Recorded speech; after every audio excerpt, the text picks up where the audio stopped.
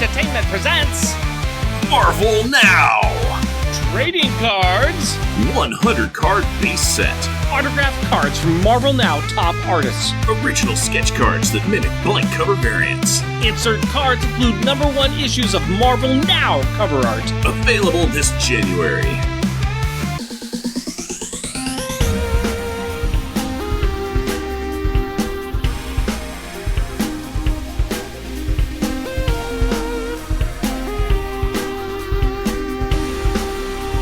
Welcome, dear listener, to our podcast. Jeff and Rick present Unpacking the Power of Power Pack, where we journey through each issue of comics that include a member of the most underrated Marvel series from the 80s while drinking beer. analyzing awesome and amazing adjacent adolescent adventures and absorbing alcohol. I am Jeff. And I am Rick. Random Banter are interactive technologies that facilitate the creation, sharing, and aggregation of content amongst virtual communities and networks. Random Banter time, buddy! Talk to me, tell me tall tales and tantalizing tidbits of trivia today! It's not artificial intelligence, is it? No. What is What's the big thing that's going on in this issue? Oh, social media. Social media! All right, well, we'll get into that in a little bit, but for now, let's keep it on to a more lighter and fun message, and let's talk about our recent trip to Alaska and Canada. That's right. Yep. Jeff and I went out on a little trip, just the two of us in our little backpacks and our little selves, and we went up to Whitehorse, Canada. In the Yukon territories. And then we rented ourselves a pickup truck, because Rick said yes to the free upgrade of a pickup truck for no good reason. And then we went on a little adventure down to Skagway, Alaska, hung out there. We might have drunk a little bit, and then we puttered on back up to Whitehorse, kicked around there for another day, watched the sun never go down, and then we came home.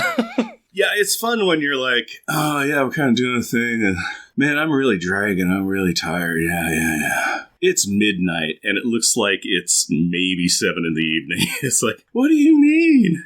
And it doesn't help either that you're tired, exhausted, you are still recovering from the little bit of drinking we've done the night before, the sun is still out, you're tired, you want to go sleep, and your roommate keeps showing you bad movies. Yeah. We watched one bad movie.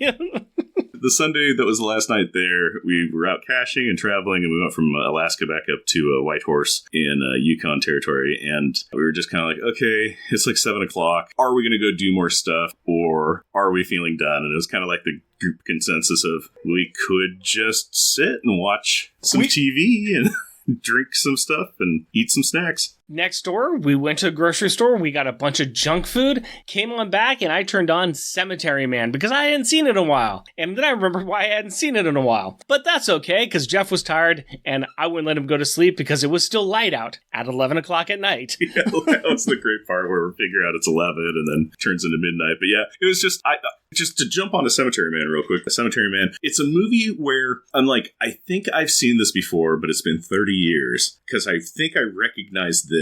And he's like, it is filled with just tropes that you have seen everywhere. I'm like, yes, but this trope seems familiar. He's like, of course it is. It's a trope. So watching it, it was brand new and also old hat to me. And pretty bad. But that's okay. That's okay. That. We had ourselves a nice time. We saw a lot of things. We found about 90 geocaches or something like that. We traveled across some beautiful vistas of tundra snow type areas, beautiful mountains, deep icy lakes. Tons of lakes, just gorgeous. Driving along the Alaska Highway, I turned to him and I'd said, even if we have just stopped for a cache or stopped to look at something and we drive for a minute and there's a wide spot and it's pretty, just pull over. Yeah. And we did all the time. It was just the slowest drive because it would just be like, all right, time to get into the car. Let's get out of the car. Look at this. Let's take some photos. Let's look at some stuff. Absolutely beautiful. And we'd be outside enjoying it. And then we're like, hey, it's a little bitter cold. I think we'll get back in the car now. Yeah. Drive for another 5 minutes. Stop at the next pull out. It was great. It was really nice. Just beautiful. Absolutely beautiful. We saw some pretty cool things in Skagway, but let's be honest, Skagway is nothing more than a glorified tourist trap. Yeah, it's a cruise town. But being there late on a Saturday night and staying in a hotel instead of back on a ship meant that we got to hang with the locals and drink with them. And It was a time. That was fun. It was got fun. to meet some people. Yeah, meet some really nice people. Got to meet a chef named David. Got to meet the front manager of the restaurant that we ate at the next day named Jay, and his wife India, and met this guy. Got to meet Lee, the guy I was sitting next to. Oh, Lee, he's a 70-year-old volunteer firefighter. Yeah. Just amazing, interesting, fun people. And we had ourselves a really nice time just walking around the town, seeing things, experiencing it, eating some overpriced food that wasn't as good as it should be, but that's okay. Rick, we stopped at a restaurant. Rick was just like, I'm in Alaska. I want Alaskan king crab. I have to have this. What's the price on it? It says market. I don't care what market is. I'm getting Alaska king crab. And he got it. And it was 2 legs. And he was, oh, that's not a lot. And then he cracked it open. He goes, this is made out of shoe leather. Yeah. Saved it, showed it to the waitress. We got another 2 free crab legs that were very, very good. Mm-hmm. It's amazing what happens if you complain the right way. Yeah. Later on, when we did meet our friend Lee, he's like, you ate crab legs there? You idiot. You don't eat crab legs there. Well, how are we supposed to know? We got into town 4 hours ago and we've been bouncing between geocaches and bars, drinking old fashions. Mostly bars. There's a bit of that. But no, it was a wonderful time. We had a great trip. It was short, it was quick, it was fun. And then we had to come back home and see people again. But that's okay. We did the right and responsible thing. We brought presents back for our families. The best presents. We each got 2 boxes of these shortbread cookies with this cream filling that was made with maple syrup. And it's the best thing in the world. My family thought I was nuts. They took a bite. They said, these are great. The 2 boxes were gone in 3.5 days. Oh, I still have some, but the first box got gutted really fast. Oh, yeah. They were very overjoyed with it. I was trying to figure out, I'm like, I don't have room for 1 box in my backpack, let alone, I'm not going to be able to bring any back. And then I'm like, what if I do this? And then I can fit 2 boxes in. And this is ridiculous, but it's working. If I can make one comment, you would have had a lot more room in your backpack if you hadn't brought a giant hardbound library book. Not to say you weren't reading it the entire time and you enjoyed it. I was happy. But I looked at that going, there are other choices I could have made. I think you probably could have found yourself a really wonderful, smaller paperback book that would have given you just as much joy and given you so much more room. Yeah, I like the feel of a good hardbound book, though, and I enjoyed reading it. It brought me great joy, and it filled time really nicely. Fine. It brought you great joy until every time I came out and saw your bag absolutely exploded as you're trying to shove everything in there, and you're always left with this giant book going, huh. Armpitted it. It worked out fine. Yeah, I did have to disassemble my bag the night before our leaving day and go, okay, what is the order of operation here? How is this going to work? How can I make this happen? Okay, if I do exactly this, I can make it work. As long as nobody ever asks me to open my bags at the TSA. Darn TSA asking me to open my bags. I mean, I just kept looking at you over on the other bed saying, man, sucks to be you, as I easily packed my giant bag that I had more than enough room for all of my stuff, the extra things, the extra boxes that I got, and extra room to carry air back with. Yep. Gosh, it looks like Jeff is having a hard time over there. If only there was a way that somebody could give him a little more room to carry some more of his stuff home. Bummer for him. Zip. I'm ready to go. Where are you? Yeah, I was ready to go. It was great. I never asked. I didn't need it. And I just never offered. Bring home I know. I noticed that. I wasn't going to comment on it. I wasn't going to comment on the level of our friendship, but okay. It was a fun trip, though. It was really good. I wasn't going to carry your stuff.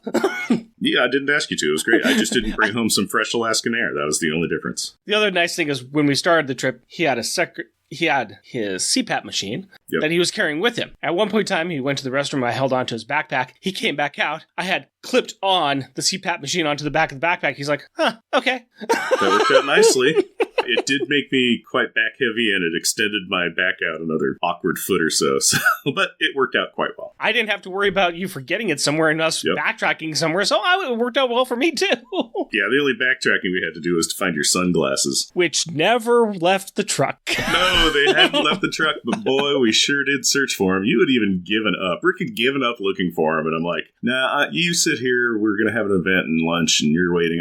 Those other bars that we were at that you probably lost them at, they're close. I'm going to walk over to them, and walked over. Nope, go over. This one, nope. And you didn't even need to, because they were in the truck. They were in the truck.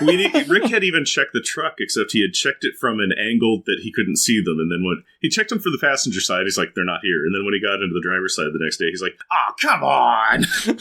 Plain as day, right there to see. But yeah. We have wasted more than enough time on our Alaskan trip. We should waste just a little bit of time on this book, I guess. Sure. Jeff, give us a 2-cents replay of last episode. The surviving students of the superhero school Satan Gate into the Sahara on a supersized sentient sea monster to smash some sinister space species set on slaying our surface cities. Our student superheroes finally learned the power of teamwork and saved Wakanda from the alien menace, and then discovered that teenagers have way too many hormones, and that many of them had developed crushes on members of the other schools over maybe the half hour that they had spent together. Now that they then all went to New York to help rebuild the city and rescue survivors. 2-sentence replay is over. Why don't you give me a beer and tell us what our Power Pack pick is? My pleasure, my friend. If you would reach into that bag and do not pay any attention to the smell of rotting eggs or anything like that. That has nothing to do with anything except for the book, but go ahead. It's going to be like stinker beer because this is a stinker comic. Nope, it is in fact Cosmic Outlaws.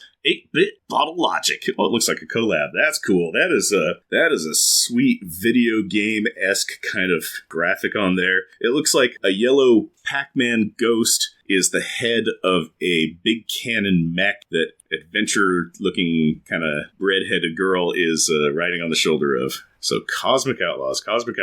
Why would we do Cosmic Outlaws? I'm trying to remember the comic that we're covering. I've shut it out of my head. Let me just go ahead and put it to you this way. We're dealing with the Inhumans. I consider the Inhumans to be Cosmic Outlaws. So there we go. That's the reasoning. That's it. There you go. That works out great. Yeah, this is a very cool looking can. Story time on it is government warning. Don't do it and other stuff. This is Cosmic Outlaws by 8-Bit Brewing Bottle Logic. It's a Czech-style dark lager. 4.6 ABV. It pours nice and brown. Darkish brown color. Good little. Pours like a porter. Yeah, good little foamy head on it. Mm-hmm. It's a dark ale, so it's a little on the lighter side still. It's got the wheat malty type smell to it. With the light going through it, it's got a nice mahogany coloration to it. Mm-hmm. Nice deep dark mahogany, kind of a chestnut. Yeah. Smells like kind of a lager. Yeah. Honestly, it smells like a lager. And taste-wise? Tastes like a malted, dark, little bit caramely lager. Okay, I got the caramel at the back end. The front end is kind of a, not doing it for me on the first sip. Maybe the second sip will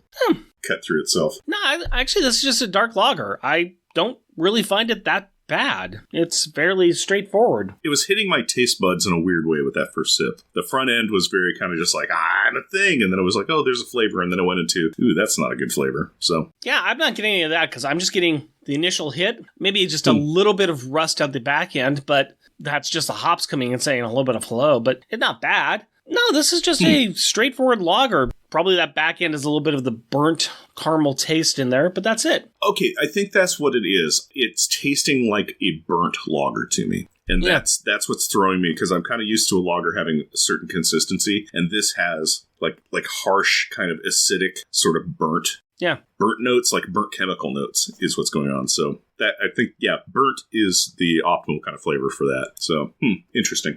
No, this is not a good way, but interesting. This is not too bad, not too shabby, not too little stringent at the back end, but still pretty straightforward little Czech lager here. It is, flavor-wise, I'm finding there to be challenges there, but fluid-wise, it is very drinkable. Yeah. Taste, I'm kind of like, you're throwing me. Drink-wise, it pours real easy. It drinks real easy. It's not challenging my throat or mouth in the liquid regards, where it's like not drying it out. It's not gluing it together. Well, I will tell you something that is challenging. It's this book. And we're going to get into that now, and we're going to have a discussion about it. But in order to do that, we need some opening credits. Jeff, kick us off. Inhumanity, The Awakening. Issue number 1, February 2014. Credits. Writer, Matt Kint. Penciler, Paul Davidson. Inker, Paul Davidson. Colorist, Jean Francos Bellou. Letterer, VC's Joe Caramanga. Editors, Bill Roseman, John Moussain. Featuring Pixie, Kid Omega, Finesse, Stryker, and An appearance of Lightspeed. Our story starts in a deep, dark hole where water and debris surround two women. They're dirty, scared, and in the dark. This is the continuing fallout from the Infinity event tearing apart the Earth. And while this horrific scene is happening, there are off-screen voices giving commentary on the events without being in the position of the scared people living through them. Welcome to the theme of this entire issue.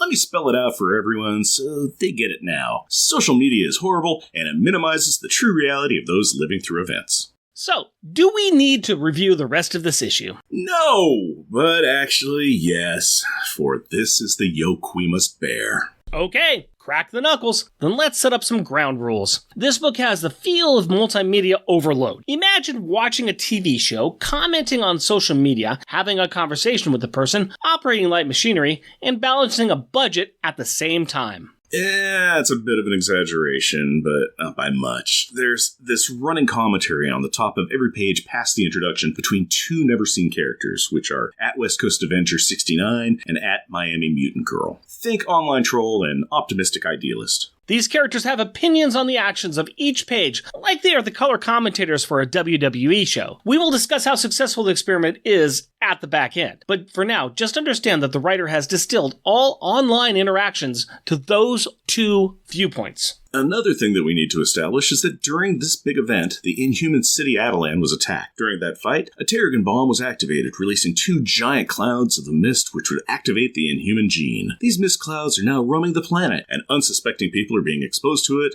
and a few are reacting to it. This means that their body cocoons up, and they emerge later with some powers, and potentially a deformity. You shall live in interesting times if your address is the 616. As for the book itself, we see our heroes from the last miniseries, Infinity the Hunt, doing rescue and recovery efforts with She-Hulk and Tigra. Additionally, we have the inclusion of Pixie, who can haul junk and check her social media feed at the exact same time. This is a superpower that we, personally, all crave. Also, there are some grumblings about how this is a waste of their powers and prestige, especially from people like Quentin. Julie flies by and tells him to carry a pail in his mouth to shut up his face hole. Now, she's not that mean. But yes, that is the gist of what she says. Pixie then calls an emergency meeting with Quentin, Finesse, and Stryker. She does not invite Julie because the flying girl quota of her small team is filled. Pixie has just discovered something that needs to be dealt with immediately. There's someone online that has superpowers. Oh, great. Look. There are bleeding and dying people under this rubble. So how about we... No, see, this random girl Fiona, she is hatched from one of those cocoons with superpowers. She's scared and is maybe going to kill herself. Again, I like that we are going to hero up and save a person, but maybe this is a solo mission with all the worldwide devastation and the people in need of help? No, Rick, it's fine, okay? The Moloids are here and they can handle it. They're heroes and they live underground and they dig up people and stuff. It's great. Pixie just needs one of the most powerful telepaths who can find a lot of people and rescue them with his telekinesis, a guy with electrical powers who can stop and start things that need power taken away from them, and someone with peak physical abilities and infinite skill sets that can easily find and save people to help her. A flyer with teleportation powers to save this person she is following on social media. It is important because the internet said so. The four heroes teleport to Mystic, Connecticut, a place that was not attacked by the invading forces, is not on fire, is not dealing with a massive infrastructure event, and they see one girl falling out of the sky. Pixie flies up, catches her, and executes a controlled fall to the ground. Well, hooray! Fiona, the live streaming girl, is okay, and the young heroes return to the disaster zone to help more people that need saving.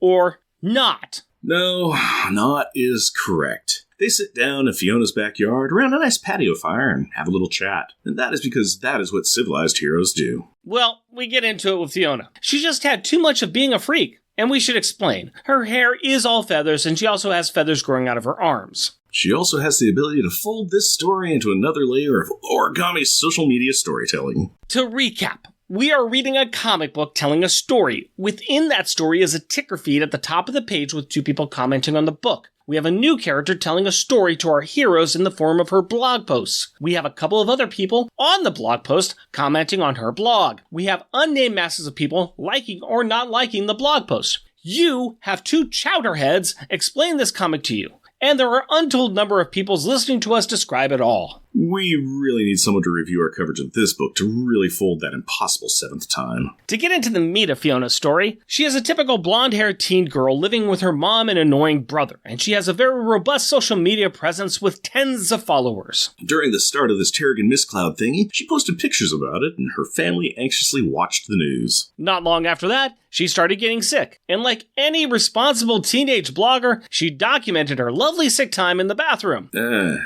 Thanks, Fiona. She even went so far as to photograph some of her time in the tub trying to wash off this growing mucus that was on her body. Yeah, hey Rick, please tell me that she's over 18. Well, her handle is Fiona16, so I'm guessing not.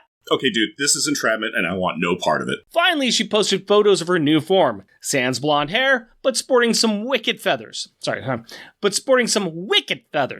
that, she gets a spike to her media likes for some gross reason or another. She also gets some reactions from her mother. Fear, concern, calling a doctor, and then awkwardly leaving her so that she can go to work. Now we have a sad, lonely girl who is looking sort of like a bird, sitting at home and reacting to the comments and feedback from her followers. And she gets the idea that since she has wings, or at least very lightly feathered arms, that she can fly. And, surprisingly, she does. Then she lands next to a couple of her little brother's punk friends, and they mug her for being different, because little boys are the worst. Again, all of this is through Insta-Twitty posts or something, and we have ongoing commentary from people on the posts and then on the upper chevron. And after this replay of events, we come back to the little campfire of friends, listening to Fiona describe her horrible, no good, very bad, terrible last few days. But now it is time for perspective and sharing. Take it away, Stryker! So, yeah, remember, Stryker lives in the spotlight and has come out to the public as a kid actor, a superhero, and as a gay man. And he knows about followers, and publicity,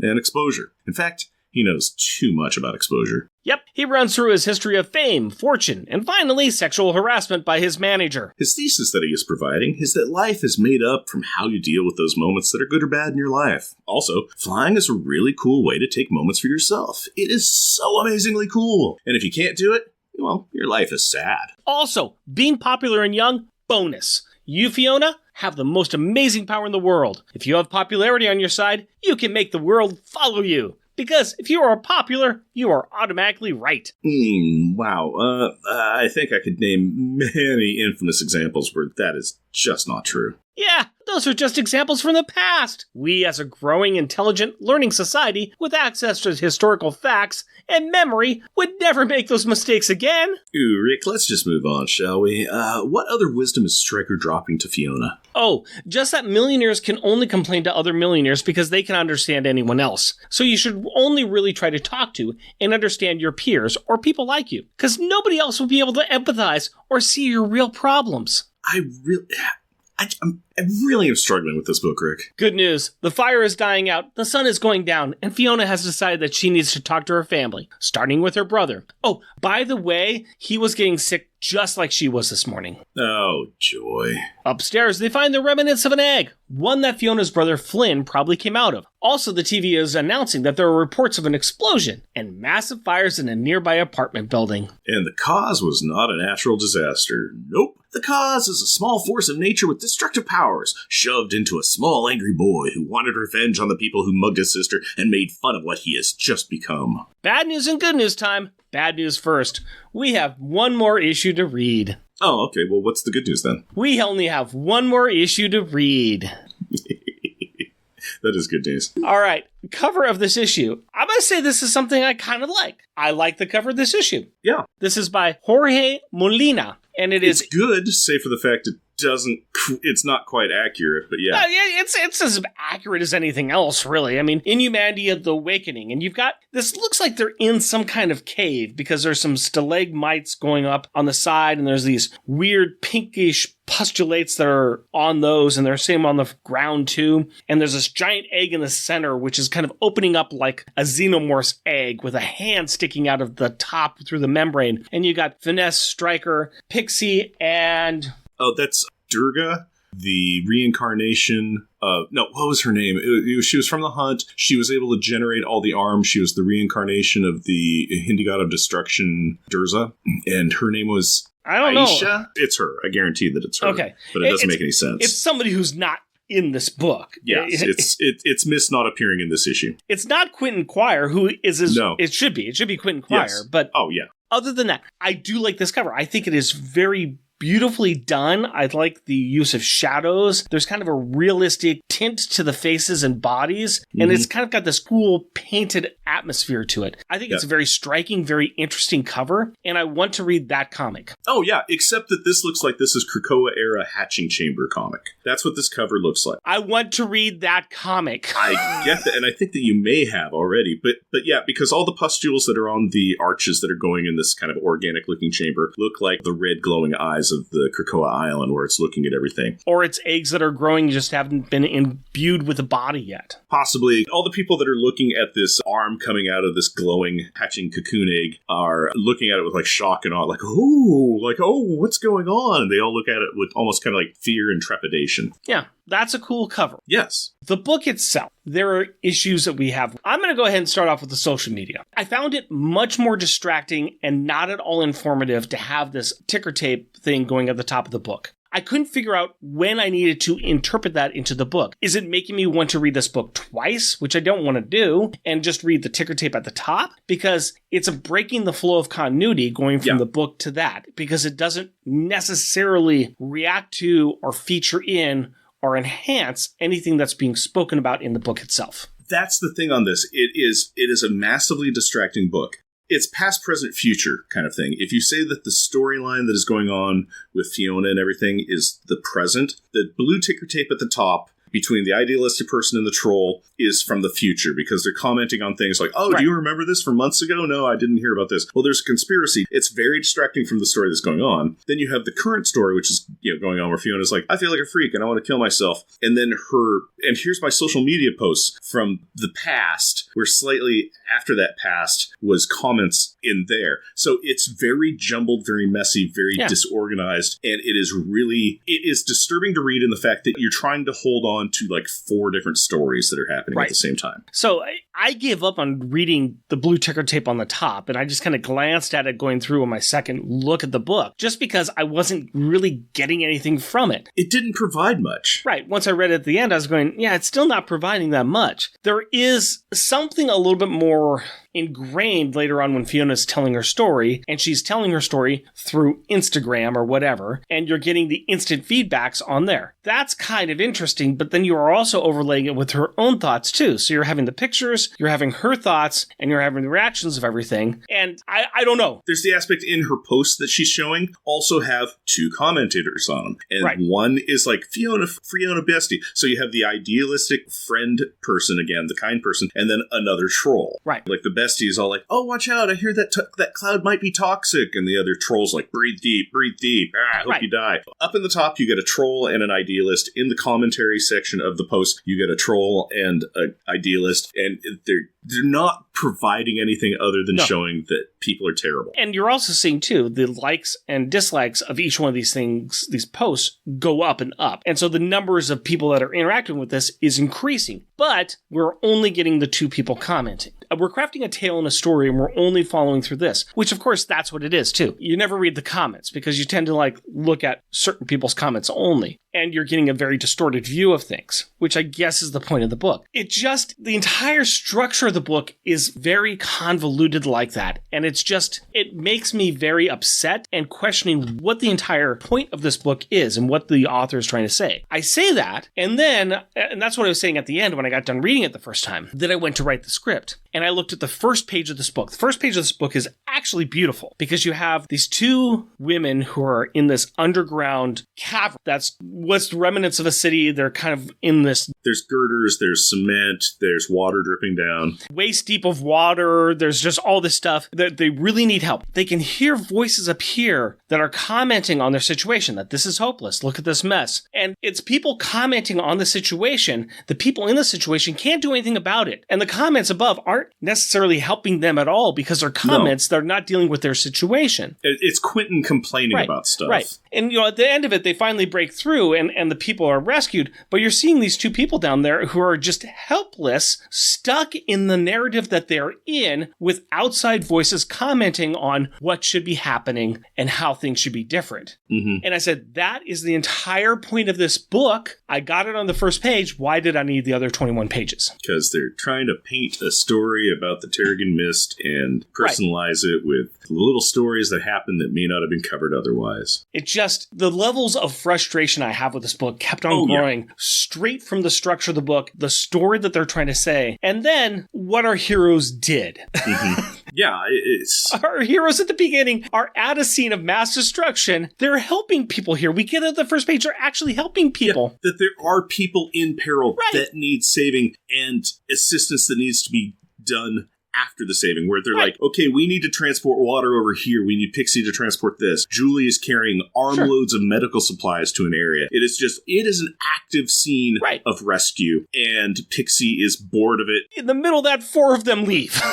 Yeah. Because Pixie's like plastered on her phone all this time, following somebody's account. And it's like, oh no, she's been posting every hour until today where she's posting one. I think she doesn't feel good. I think she might kill herself. We need to go save her. She could have accomplished basically by putting a positive post going, hey, Pixie here of the X-Men, you're going to be okay. We want to come help you, but we got to deal with this. Make it through the day. Anything like that. Not even that. She could have gone and done it herself. Yeah, she could have also soloed it. She could have popped out for an hour and come back. She wasn't really caring anyways what was going on here. She was the teleporter. She's the flyer. She teleported to the area. She flew up and saved the person. We didn't need Stryker to tell a story. Pixie could have told the story just as well. She brought people, and again, like we were saying, she brought people. Finesse has infinite skill sets. She can help people. Quentin, for all of his failures, is a telepath so he can sense people, and a telekinetic so he can get them out of their trouble. Yeah. And the Stryker's there who, I don't know. He's got electrical powers. Electricity is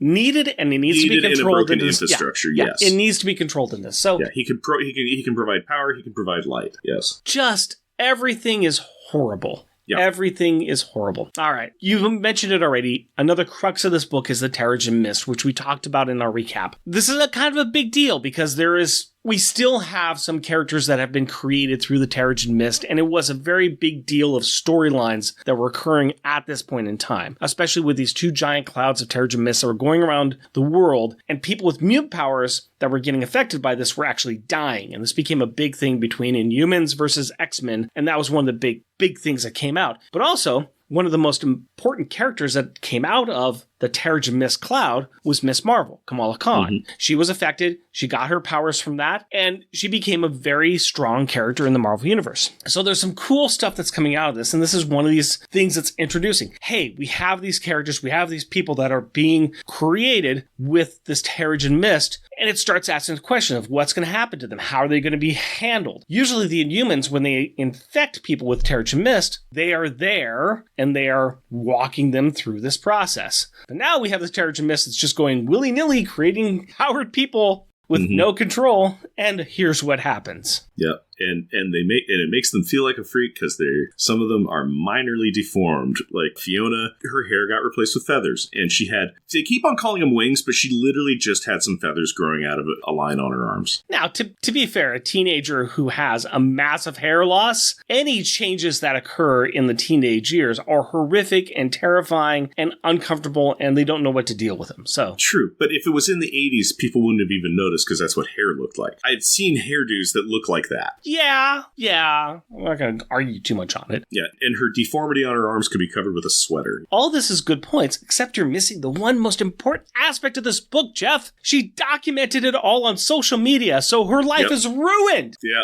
I think the blue ticker tape chevron people actually commented, were like, I can't believe that, she allowed this to get published and be public for everyone to see. And, it's like, well, it's a big important thing, and she wants other people to know that they're not alone and stuff. But she literally documented every part, from her sitting on the toilet to throwing up on the toilet, laying on the ground, to her trying to scrub the mucus that was excreting from her in the bathtub. It became like a weird OnlyFans account for paid members kind of thing. Now, I have posted many a picture on social media during my time. I have documented a lot of things in my life. Yeah.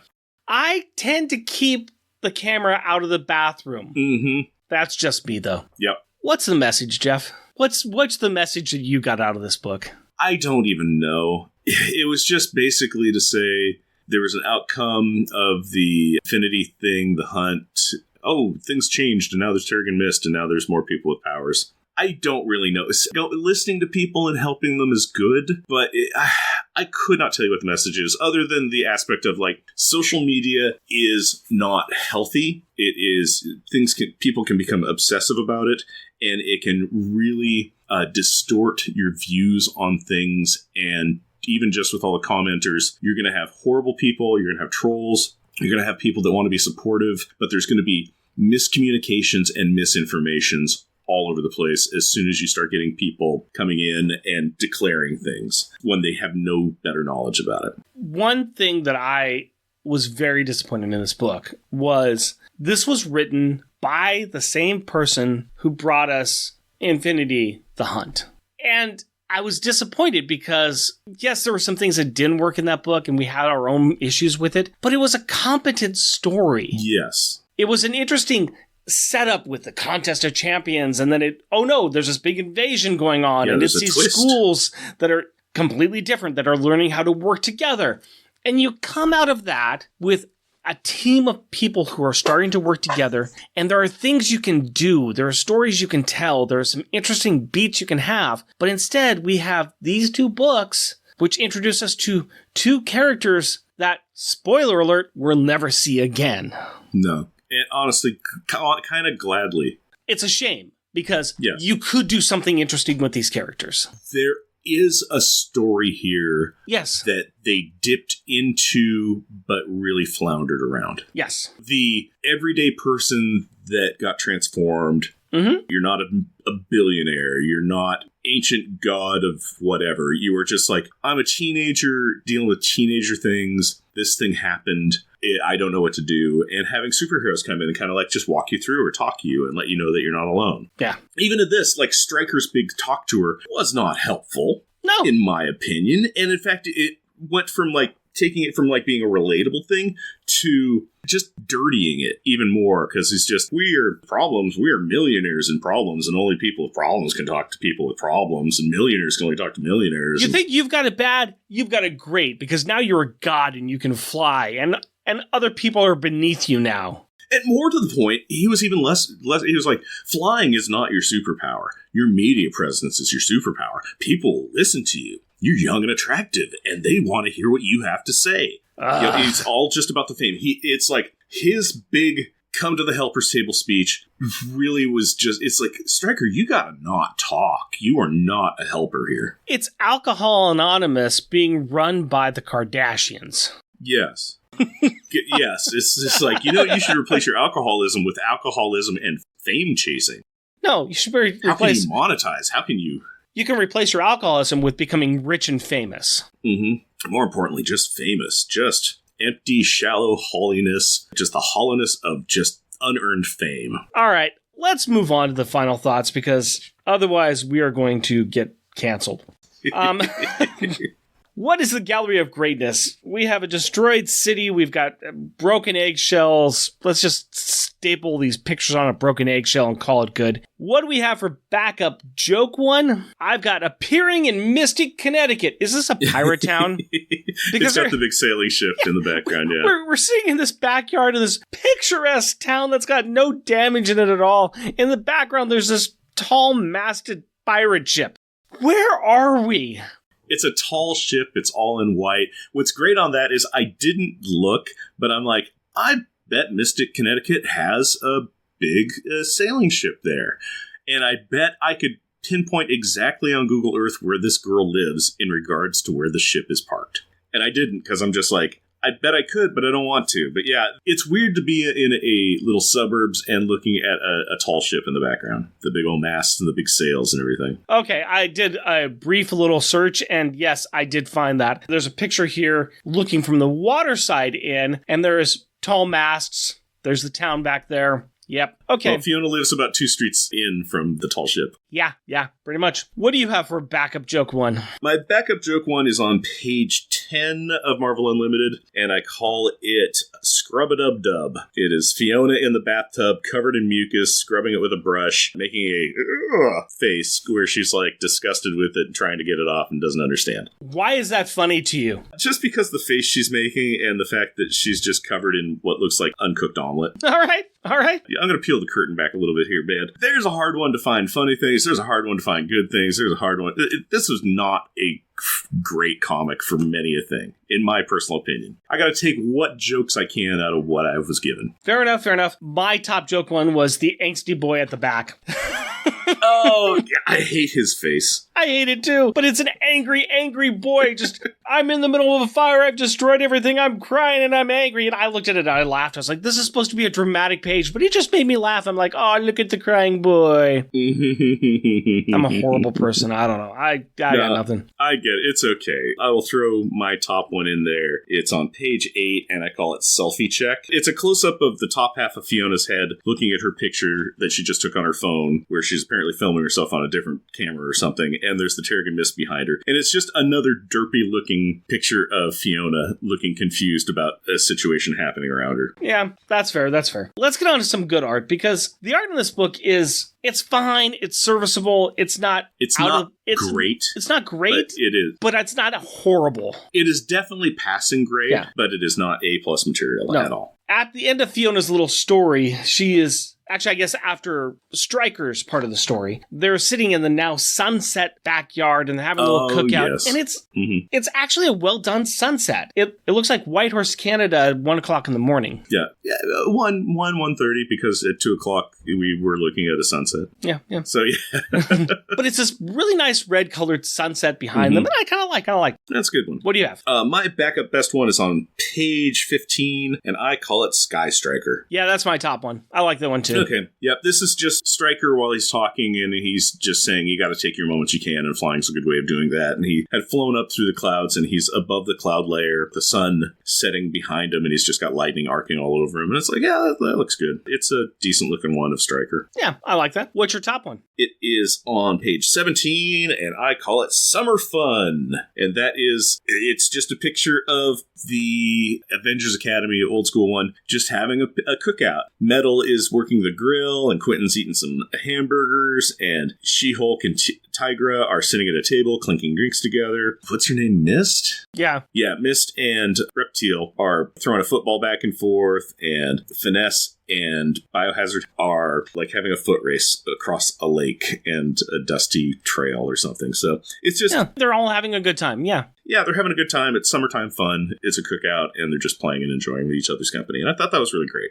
Yeah, that is pretty. Unlike you're the worst. I think you should just go watch your stupid Russian car crash video compilations if you're so bored. Oh, that is a good one. Rubber and glue moment. That is what Miami Mutant Girl said to the other guy in the little back and forth chevron, and this is where they're insulting each other. What was it, West Coast Avenger 69? Yeah, sure. Yeah. What do you have for an insult? This is after Pixie had rescued Fiona from committing suicide by falling to her death from flying, and she crashes to the ground, and then she looks at her friends. She's all, "Thanks for helping." And their response was, "I was mesmerized. Sorry, Pixie. I knew you had it. Didn't want to get in your way." And her response is, "And this is why we are still in school." Because Stryker can fly, Quentin has telekinesis, Finesse would have, I don't know, she could have kicked them out of the air or something. So Finesse has every excuse to not be involved with that part, but yeah. Yeah, my top one was Quentin saying, "Congratulations, you are the hero of social media."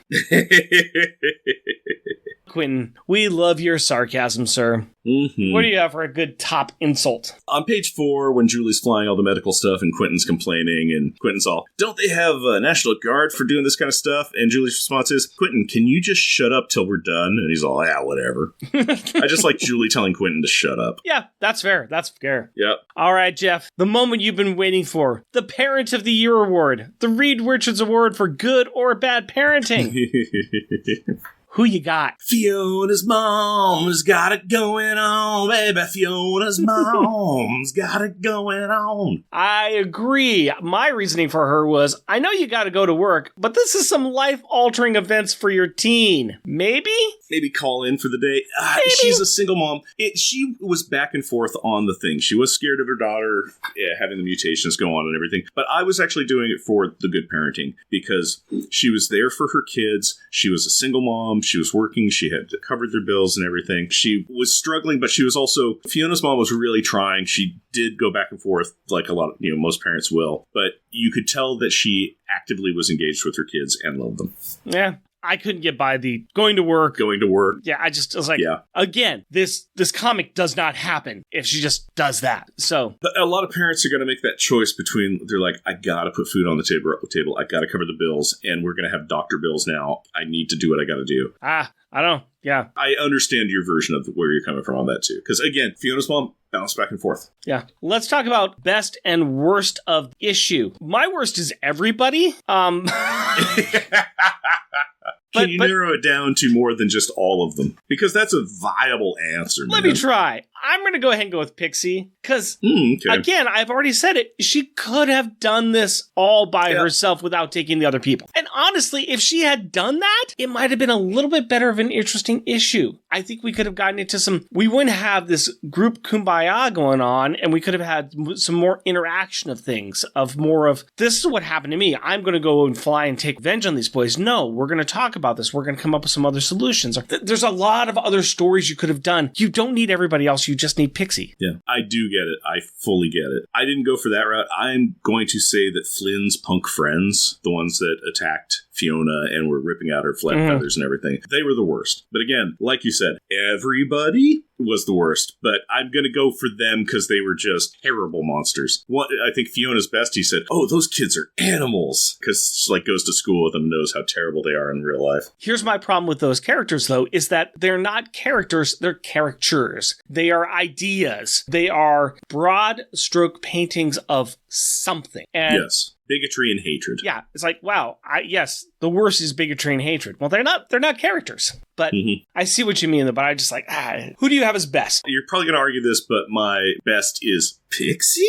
Because she saved Fiona from falling to her death and wanted to help her. Again, everybody really kind of sucked on this. They did. You know who I could actually say? Julie, because she was transporting medical supplies and wanted the people that were there to help. I am taking that answer because that's a legitimate answer. I would have chosen Pixie. Pixie would be a fine answer if she had gone and done that and saved her like she did, if it was just her. It honestly would have been a much better comic if it was just Pixie. Yeah. But I think the reason they didn't do that is because I don't see Pixie moving issues. I don't see paper being put out for paper if it's a Pixie issue. I don't see Inhumanity Awakening selling a lot by itself anyways. So, well, there's that too. Yeah. I think Rick has one of the 3 issues that were produced. Probably. My best was the Moloids. And if I had done that just a little bit faster, I would have had a spit take from Jeff. You could have had a spit take. It's a good answer. They even called themselves heroes. They are helping. They are. They were in their element. They are the best in this issue because they're actually doing something. Yep, they're going underground. Oh, you know what? Here, let me just even look this up because, here it is. I'm on the page. One of them says, "We are useful. We are heroes. We are home." So that's 3 different people saying 3 different things. I just we are useful. We are heroes. We are home, because they're going underground. Yeah. Moloids is an awesome choice. God, I hate them so much, but yeah. All right. We're going to go top grades. We're going to rank this issue with all the other books that have a member of Power Pack in them. Don't start Spot high. number 85. FF number 20, Dos Ex Inhumana. That's where the Inhumans park in orbit while the future F and V school their younger selves. We have FF number 12, All Hope Lies in Doom, Part 1, Too Many Kids. The kids show up in Latveria for Coco and secret plots. FF number 21, Romance. Star-crossed lovers are forced to break up. Loners number 5, Chinks in the Armor. Phil loses it because Mickey and Chris's relationship. And what's been on here for a long time, Loners number 3, What Lies Beneath. Julie's in the hospital and everybody finds out nothing. Jeff, I'm going to make this short and simple. This is the bottom of the list. I hate this issue. I hate this. I get that. There is more of a story in that Loners number 3. There is much more. Are you sure? Because yes. That was such garbage. Yes, this doesn't get much better, but that is such garbage. It was garbage, but there is things that I find offensive in this book. It's the clashing of all the different types of social media, the message in here that in order to be okay with life, you should be rich or have superpowers or be popular and beautiful. I hate that message. I hate it.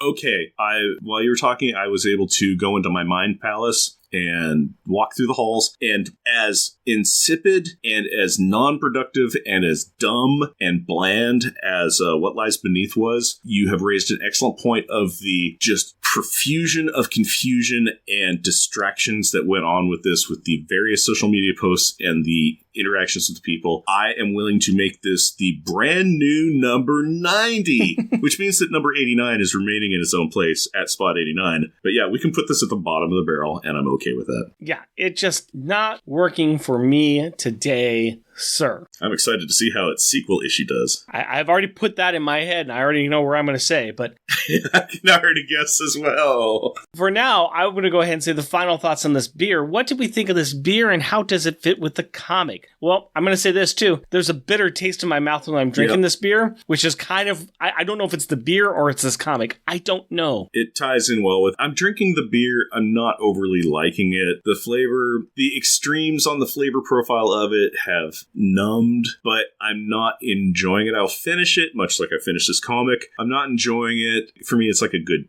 2. I might be a little bit more generous. I am still liking it. I think that the bitterness might actually just be me and this comic, but I'm going to go ahead and give it a 2.5. I was tempted on a 2.5, but I said I got to be true to myself, and I'm not enjoying it. So wow, we got a 2 and a 2.5 and a new spot 90. But what's 100%er for us normally is Kids' Perspective, and that is where Rick and his 14-year-old daughter Carrie talk about the issue that we just covered. So Rick and Carrie, take it away. Hello, Carrie. Hello, Daddy. Let's talk a little bit about Infinity, The Awakening, number 1. Yeah. What is your first thoughts overall on this issue? It was okay. The cover really freaked me out, and then I opened it up, and it wasn't really as freaky, but also still a little bit strange. What did you think about the use of multimedia in the comic? It didn't really make sense at some points. Like, why is she posting pictures of her in a bathtub? Why is she posting pictures of her throwing up? Why? And then, like, you take a picture of your, like, ewy gooey cocoon bits and pieces. Like, how? Why? What kind of person would do that? Like, what kind of person has that much, like, I don't know. Yeah, there's that. There's all the different layers that were occurring with the one chevron at the top that had 2 people talking, and that confused me. I just gave up on reading that towards the beginning. Did you find anything interesting in that conversation that was occurring with those 2 people? Not really. Like I said, I kind of stopped paying attention to it. How about the ones that were talking when she was posting the pictures? It's like your average stereotype friend and your average stereotype cyberbully. Yeah. And the cyberbully sounded more real. That's fair. That's fair. So, like, I don't know how that works, but yep. What about the overall story itself? What did you think of that? I mean, them trying to help out a fellow Inhuman is nice, and it's good for them, and yeah. What do you think about them going off and helping one person when they were helping a whole lot of people that were injured or... Yeah, what did you think about that? I was actually a little bit mad. Like, Pixie, first of all, she's not even doing anything. She's looking at her phone, and I think Quentin kind of has the right to bully her a little bit about it because he's right, she's not doing anything. Like, they're all saving the city right now. Saving people who are, like, trapped under rocks. And she's like, oh, let me just hashtag this. It's like, shut up. And then she teleports them without, like, their permission, which is, like, a whole nother level of, like, you need to get consent. And then, I don't know. It's just... Is there anything that you liked about this? I don't know. So at the beginning you said that this was okay. Well, it's all right not to like a comic. Okay, it was okay until, like, I started talking to you. And then I was like, maybe this is kind of not that great. For me, at least. I don't know. Some people may like it. Don't want to yuck your yum, but this is a yuck for me, you know? That's pretty much all I need to talk to you about then. I don't really have anything else to say about this one. I think you pretty much covered it. I just didn't like the photos, okay? Photos kind of disturbed me. That's fair. That's fair. All right. Thank you very much, Carrie. Welcome. I love you. Love you too. Feathers aside, I think you could probably go for the feathered haircut there, Carrie. It'd probably look really good. But that being said, I really like your straight hair. Stick with that. Shout out time. We like to recognize those listeners that take time to write in or leave us a review. This is for episode 187, Infinity, The Hunt, number 2. And this features Hoover Jeremiah. Gasp! Jeff present during Carrie's Kids' Perspective? Segment deviation. I'd nearly forgotten about this miniseries, but I kind of like not remembering. Thankfully, y'all are entertaining enough for me to still listen. Jeremy Daw. Jeremy Wiggins. Jeff Polier. Phantasmal. Tim Price, the Podcrasher, and his show, The Outcasters. Waffles, who says, listening to your show, oh boy, can't wait for the side podcast all about Crimson, clearly the most popular new character. Or not. I think we've already done that entire podcast run. Just listen to that episode again and retitle it Crimson Character Creation Content with Jeff and Rick Present. Wizard Kitty. We also like to thank those people who give us a few ducats to do this little show, and we would really appreciate if more of you would come over on Patreon and throw us a buck if you can. But for now, our faithful supporters are adorably astonishing and amazing Andrew Burns. Cheerfully cheeky and charming Char Logan. Challenging, cheesy, and chuckling Charles Gears. Destructive and devastatingly delightful Damian Witter. Intelligent, interesting, and innovative Isaac Dark Riddle. Jaunty, jubilant, and jazzy Jeff Osterritter. Jesting, joking, and jovial Jeff Polier. Just jealous and jeweled Jeremy Daw. Muscly, mighty, and meticulous Matthew Birdsey. Mythical and magnificent monologuing Matthew Laserwitz. Steely, salty, and steamy Sailor Bear Zodar. Sad and sickeningly silly Shag Matthews. Tyrannically, terrifying, and tame Tim Price. Way, way wordy and wobbly Waffles. Next issue, we're going to cover Inhumanity, The Awakening, number 2. I'm sure it's going to be a great one. Be sure to check out my daughter's comic strip on our website. Just search for Jeff and Rick Present Tales of Tales. And we have some merchandise available on Redbubble. Go to redbubble.com and search for Unpacking the Power of Power Pack. Jeff and Rick Present is a bi-weekly self-produced podcast recorded in front of a live studio audience of beer in Portland, Oregon. If you would like to interact with us through the magic of the internet, you can do so through Blue Sky at Jeff and Rick Present, our Facebook page, Jeff and Rick Present, our email address, jeffandrickpresent, all one word, at gmail.com, or at our website, jeffandrickpresent.wordpress.com. Also at our YouTube channel at Jeff and Rick Present. And if you would like to help support our show, we are on Patreon. You can find us at patreon.com, Jeff and Rick Present, all one word. We're also a proud supporter of the Hero Initiative, and we'll be donating 10% of our Patreon donations to this great cause. We encourage everyone to give what they can to this worthwhile organization that helps your creators who provide us with such great content. Go to heroinitiative.org to find out more. Please rate and review us wherever you can. Tell your friends about us or share your love for us on social media. And as always, we want to thank the powerful people in our packs. My wife Cindy and our daughter Carrie. My fiancée Hillary and our daughter Aurora. We love you. Until next time, costumes off. Our theme music is A's Action by Kevin MacLeod. Also featured in this episode is Game Music Series 007, Splat in Style 4. All music is found on Incompetech.com and is licensed under Creative Commons by Attribution 4.0 license. The surviving students of the superhero school, Satan Gate. Okay, I never remember what I was doing here. Really? Our story starts in a deep, dark hole where water and debris sound Really? posts, and then on the upper... Chevron. Shit, thanks. I'm like, mine just shut down entirely. Really? Tim Price, the Podcrasher, and his show, The And his show, The Outcasters. Outcasters. Thank you.